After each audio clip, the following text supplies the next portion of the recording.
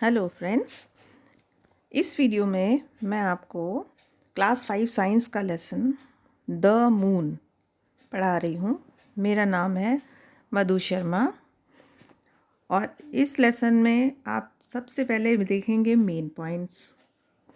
सबसे पहले है heavenly bodies of the solar system, surface, life and landing on the moon, faces of the moon. ये headings हम इस लेसन में कवर करेंगे। तो सबसे पहले हम पढ़ेंगे सोलर सिस्टम के बारे में। पहले हमें सोलर सिस्टम समझना ज़रूरी है, फिर हमें मून के बारे में पढ़ना है। Solar system consist of sun, its 8 planets and their satellites revolving around the sun. Solar system क्या है? ये सोलर सिस्टम का डायग्राम है।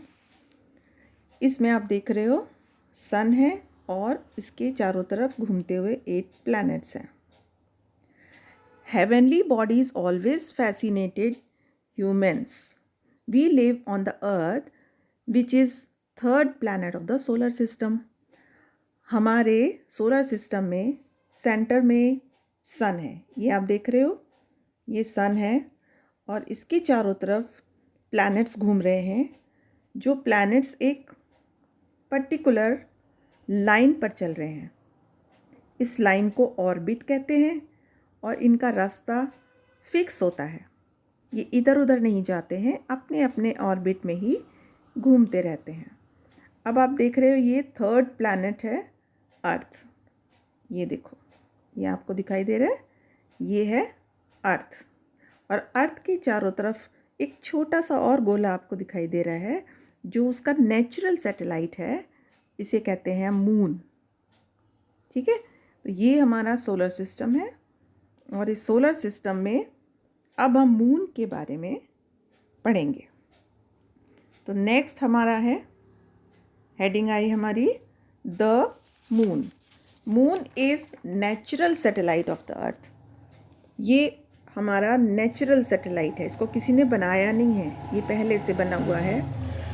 The moon is 3,84,400 kilometre away from the earth. Earth से मून काफ़ी दूर है, 3 लाख किलोमीटर दूर है। Moon is much smaller than the sun, और ये काफ़ी छोटा भी है अर्थ से। The moon appears bright because it reflect sunlight. ये सनलाइट को रिफ्लेक्ट करता है, इसलिए ये चमकता हुआ दिखाई देता है। नहीं तो इसमें कोई लाइट नहीं होती है, बिल्कुल अंधेरा है, काला है, डार्क है ये। हमें मून और सन बराबर दिखाई देते हैं। जब आप मून को देखते हो रात में और जो उसका साइज़ दिखता है, वही साइज़ आपको सन का दिखता है दिन में, है ना। लेकिन सन काफ़ी बड़ा है क्योंकि वो बहुत ज़्यादा दूर है और मून बहुत छोटा है।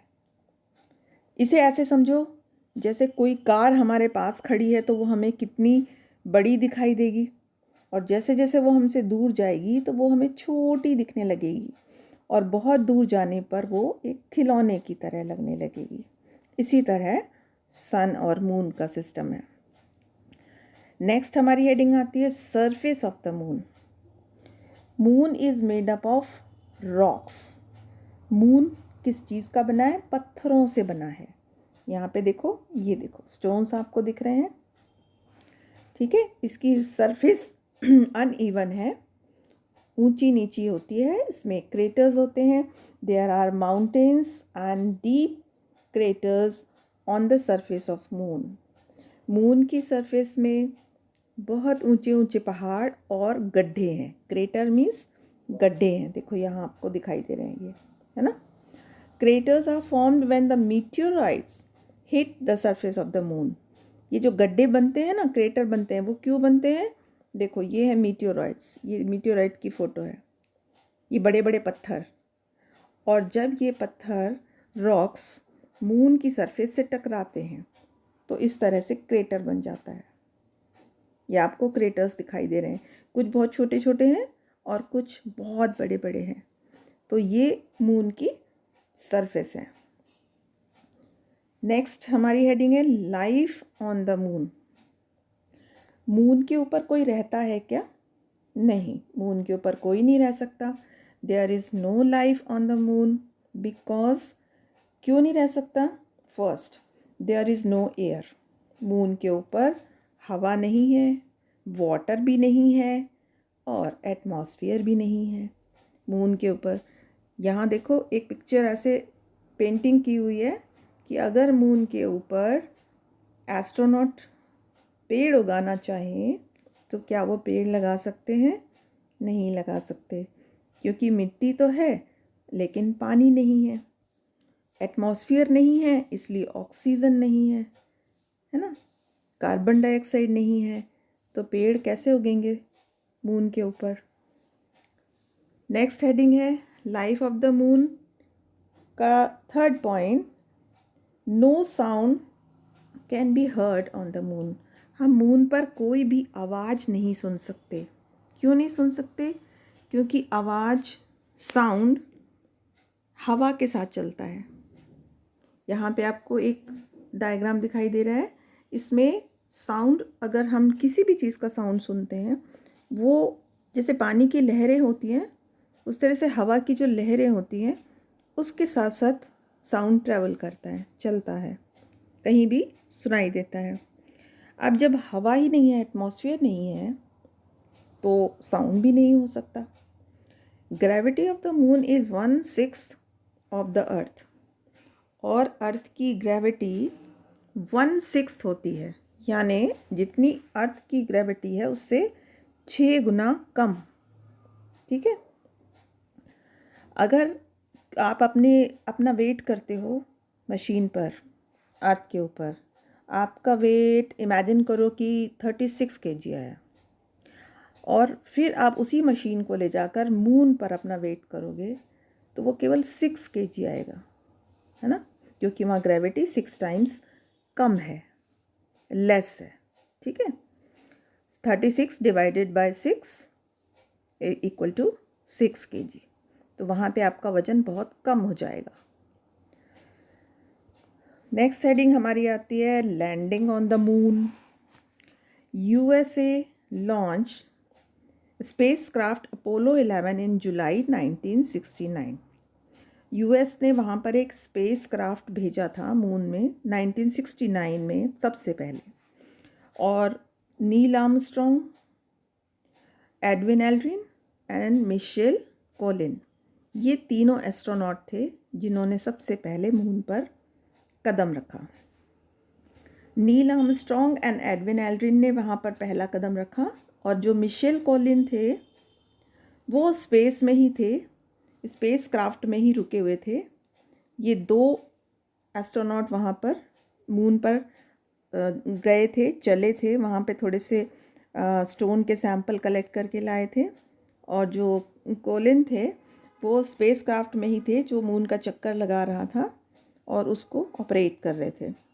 मून से कुछ रॉक्स लाए गए, यहाँ पे देखो आपको रॉक्स, मिट्टी, सॉइल सब दिखाई दे रही है, वहाँ से कलेक्ट करके ये तीनों लेकर आए थे उनको टेस्ट करने के लिए कि मून के ऊपर जो मिट्टी है, जो रॉक्स हैं, वो किस चीज़ के बने हैं, उसके बारे में स्टडी करने के लिए।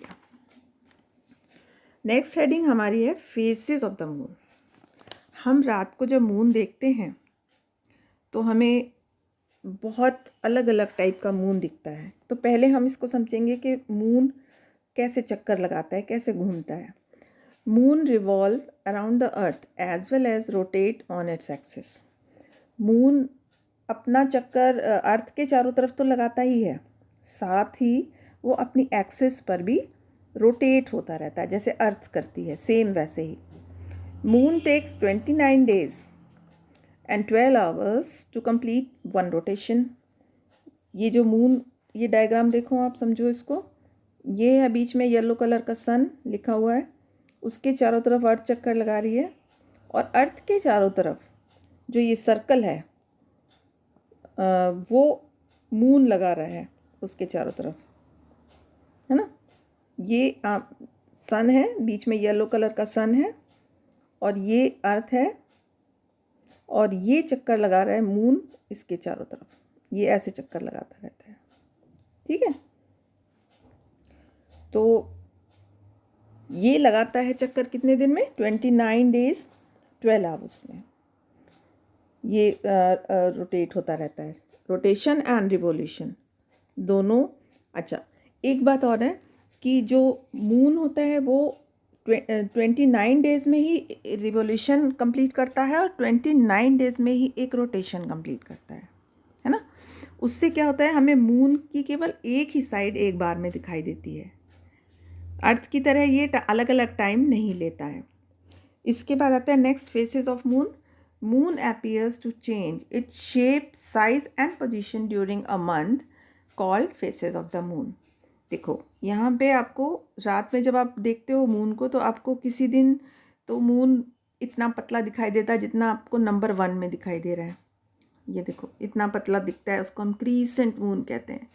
फिर धीरे से वो थोड़ा बड़ा होता है, अगले दिन तीसरे दिन और थोड़ा बड़ा होता है और फिर बढ़ते बढ़ते बढ़ते वो हाफ हो जाता है, 6, 7, 8 वाली पोजीशन में आ जाता है, 9, 10, 11, 12 और 13 तक आते आते वो फुल मून हो जाता है। और फिर हमें किसी दिन इस तरह का लाल रंग का मून दिखाई देता है। मून का कलर और मून का जो शेप है वो इसलिए बदलता है क्योंकि अर्थ की लाइट मून के ऊपर, सन की लाइट मून के ऊपर जिस तरह पड़ती है उतना ही मून हमें दिखाई देता है और बाकी अंधेरे में छुपा रहता है। होता तो वो पूरा ही है, गोल ही है, लेकिन दिखता हमें केवल उतना है जितना सनलाइट उसके ऊपर, जितने पोर्शन में सनलाइट पड़ती है मून हमें केवल उतना ही दिखाई देता है। तो इसको हम कहते हैं फेसेस ऑफ द मून।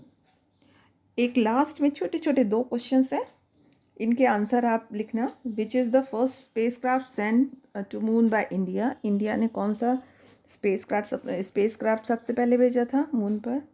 और दूसरा क्वेश्चन है, if your weight on the earth is 30 kg, what will your weight on the moon. अगर आपका वज़न 30 किलो है तो मून पर आपका वज़न कितना हो जाएगा अगर आप वेट करते हो। तो ये दोनों छोटे क्वेश्चन हैं, इनके आंसर आप लिखेंगे इसमें कमेंट बॉक्स में। ठीक है, तो अगर आपको ये वीडियो अच्छा लगा लाइक कर दीजिए और अपने फ्रेंड्स को शेयर कर दीजिए। सब्सक्राइब करिए तो फिर आपके पास नोटिफिकेशंस भी आता रहेगा। Okay, thank you.